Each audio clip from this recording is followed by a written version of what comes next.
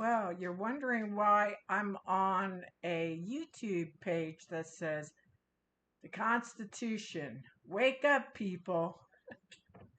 Sometimes there's other things you have to talk about. But that was the only thing I could find to cover up the sun from coming into my house. So, hi everyone. It's Kit. Um, I wanted to talk about my COPD. First, I don't like that term, chronic obstructive pulmonary disease, because a lot of people assume that I was a smoker or I have tuberculosis. And that's not true. That's, that's absolutely not true. The thing is that in 2018, I had breast cancer. And when I had breast cancer, I didn't have chemo, but I had radiation therapy. And I was concerned. I don't care how they angle the equipment onto a certain point to not affect the heart and lung, but it happens. So if I had cancer 2010, 2018, I had a scare where they thought I had metastatic skull bone cancer. Make a long story short, it was from a horse accident I had back in the late 90s. So recently, in the last year, well, no, in 2018, they did find scarring on my left lung and they contributed it to um, the radiation treatment I had on my left breast. And so it's called pulmonary fibrosis. So it's in the lower lobe and it's scar tissue.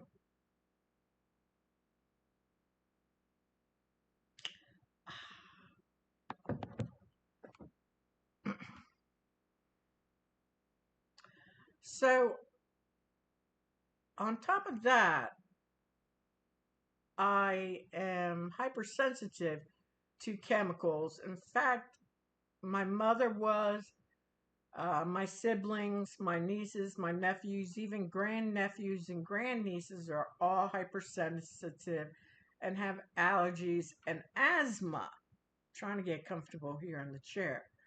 So, in fact, my primary care just put me on a new asthma medication. Right in front of my house is a park with trees.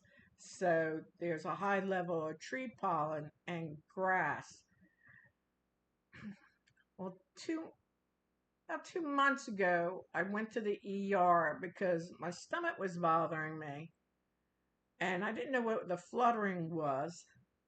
And turns out I have a small hiatal hernia, and that they noticed in their X-rays and stuff. They said you need to go get a CAT scan and an ultrasound.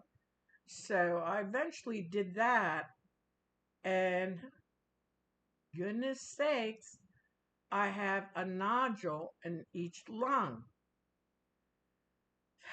I, you know, can't. They're benign, uh, it was nice to talk to one of my cousins because,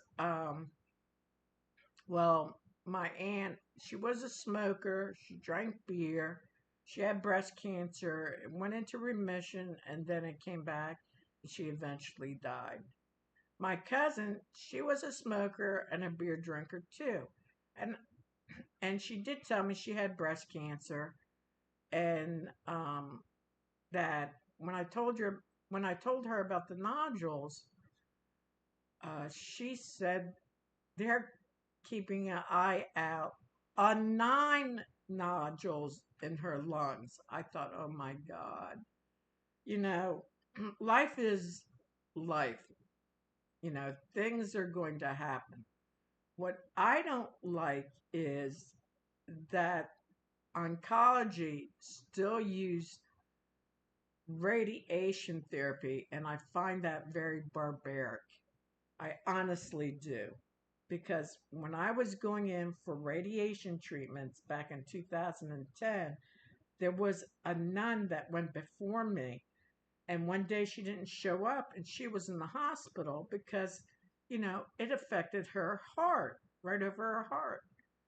So, things happen. They want to save your life, but at the same time, then there's side effects. The other thing that was going on is that they wanted me to go on experimental medication, and that I would not do. There was no way I wanted to do that. So I just told my oncologist, no, I'm not. I'm not doing that. Uh, if I don't want brittle bones, I want to have a quality of life. And she mentioned, well, so you want cancer again? And I said, well, you took away the cancer. Um, do it again. So where I am now is April 9th. I don't do anniversaries, but April 9th was in 2010 was the first time that I had my biopsy and had my first cancer surgery.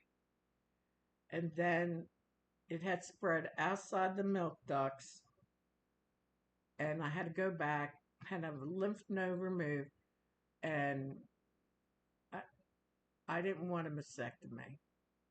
So now, May 15th, I've been having pain in my right breast, and I do have implants. At, I have reconstruction surgery, and I had implants. And now, being older, I feel like if I have cancer again, I just want both breasts removed. You know, it's a different time period for me, and I just want it changed. So I've always, since the 80s, had, um, like one time I felt my breast right here, and I had a lump there, and I went right to my doctor. My husband showed up too, and he palpated, found the cyst, put a needle in there, and ciphered out all the fluid. So I've always had three cysts that cause tenderness and pain. And that breast is a little bit weighty. And so here I go again, May 15th. I go to have a mammogram and an ultrasound. Ultrasounds, to me, just do the ultrasound. I find again the machine to squish your breast flat, especially with implants, whether implants or not. One time I almost passed out. I find, you know, that's terrible. I'm sure a lot of you feel the same way with that mammogram machine. There must be a different way to check for cancer in the breast. So this is where I am now. Besides the breast cancer, um, and hopefully I knock on wood, it's just those benign nodules just causing a little bit of problem. I don't know why they don't put a needle in there and cipher them out to make it easier for me like that one doctor did.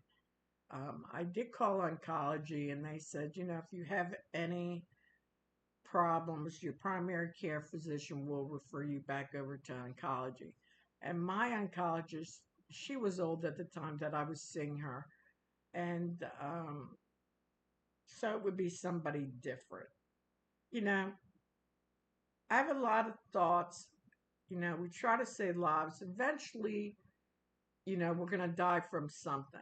No matter how healthy you are, it's like the guy who wrote the book that if you stay healthy and you run into every day, you know, that'll be good for you. He was 49 and he died of a heart attack. So when your time is up, no matter how old you are, it's just going to happen. But I'm I could say a word came up, tired, because every 3 months I had to get CAT scans now on my chest in reference to those two nodules, one in each lung, to see if they grow. I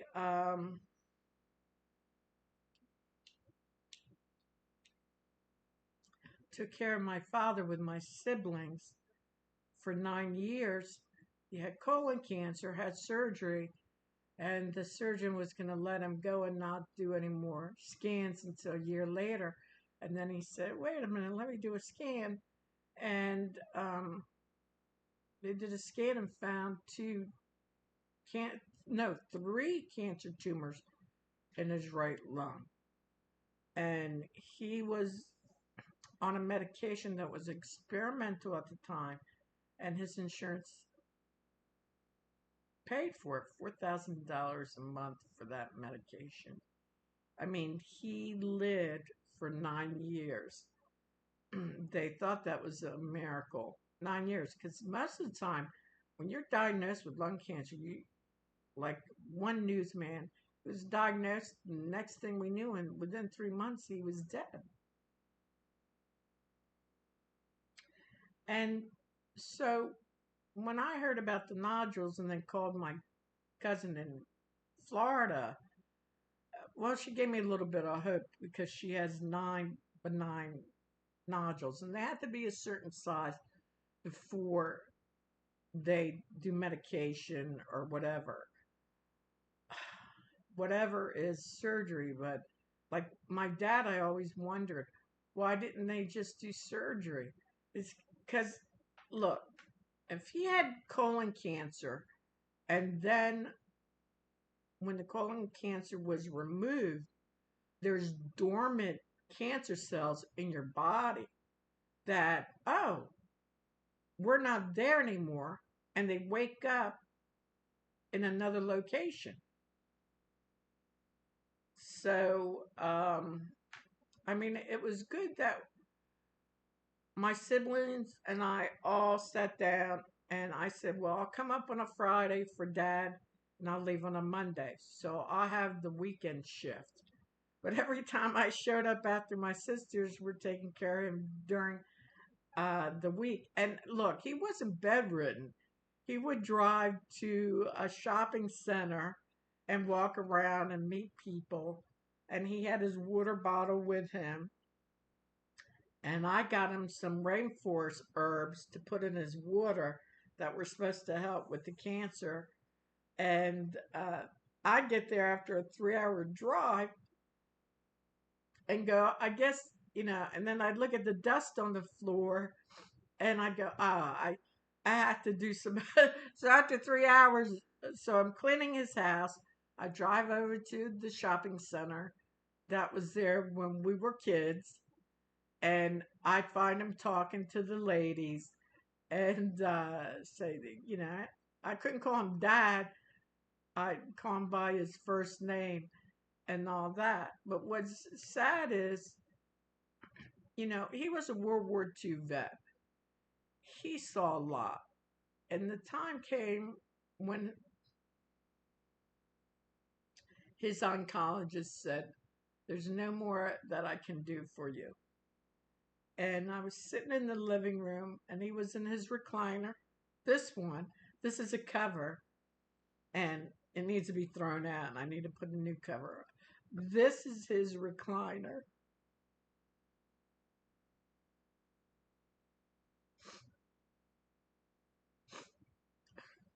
He was a tall man. And he's like 6 foot. I'm At the time I was like 5'9". I shrunk maybe a half an inch or whatever. But when he passed, nobody wanted the recliner. And I said, this would be perfect for me. And So I went up north and picked it up, and it's heavy as all hell because it's an electric motorized recliner. And that's exactly what he needed because those other recliners, you can't get up. And so this is, let's see, let's see, the first remote control died, I don't know how many years ago. The second remote currently died a month ago. And this one, like, if you were to get this remote control from the company, it would cost $72. I bought it online for 14. It's the exact one that works perfectly. So I can't say I inherited his recliner, but it helps me to get in and out because of my health issues. So getting back to Dad saying, like he's sitting in the recliner. I go, Dad, what do you want to watch on TV? And he goes, doesn't matter. So right there, I saw a very strong man that fought the fight. He fought the fight in World War II. He fought the fight with his divorce. He fought other fights in life that he gave up, that there was nothing more that he could do. And I remember one time he said, you're not listening to me. You don't know what it's like. And I said to him, Dad, I won't say anything. I'm listening. And that's one thing when someone's sick, they just want you to listen, not to say, oh, you'll get better or anything, just to listen. So the last couple months of his life, he walked with his oxygen like 3 days before he passed. And God bless him. But the one thing, when you have lung cancer and you can't breathe, I was a licensed massage therapist, so I would stand behind him and I would cut my hands like this, and the upper back I would like this to break up the junk in his lungs, and he liked that. And I did energy work on him. I did a physical therapy type of thing that deals with electricity, but it's not the pad, it's a pen that directs the current right to impinged points that the nerve is blocked. And I would do the whole spine for him. So every weekend I worked on him. He loved that. I think what made him live longer was that my sisters took him for acupuncture. He could feel the energy that he would get back. And then what I gave him, he loved that. And then having 3 daughters, um, he just certain things helped prolong his life. And then that was it. So, you know, I did get mad that in 2010, when I got breast cancer, I was mad at God, of course. I'm sure many of you have been mad at God that I said, why? I got to see my dad go through his cancer. And I remember the day he told us about it. It was Christmas. We were celebrating, getting ready to eat at my sister's place. And I saw him pacing in the living room around the Christmas tree. And then he just stopped and says, I had something to tell you all. And then he says, I have colon cancer. And, you know, my sisters always took him to all his appointments and stuff like that. He was like a little boy. sitting on the table waiting for the doctor to examine him, and his little feet were going like this. And they said they could tell he was nervous. But that's the past of the matter, you know. Now, we all have our crosses to bear. And this is my story, folks. You can take it or leave it.